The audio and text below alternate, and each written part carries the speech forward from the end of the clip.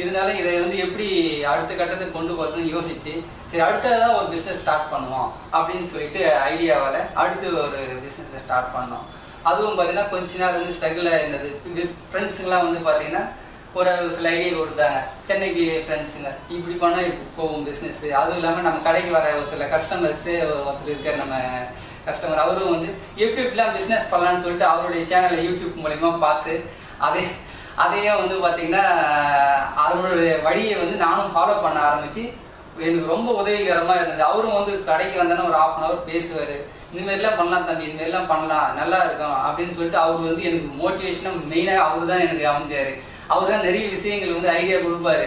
கொடுத்துட்டு போகும்போது அதை வந்து நம்ம ஃபாலோ பண்ணணும்னு சொல்லி மைண்டுக்குள்ளே வச்சு அதை சக்ஸஸ்ஃபுல்லாக ஆக்கி அடுத்த அதாவது ஒரு பிஸ்னஸ் ஸ்டார்ட் பண்ணி நல்லாவே போயிட்டு இருக்கு.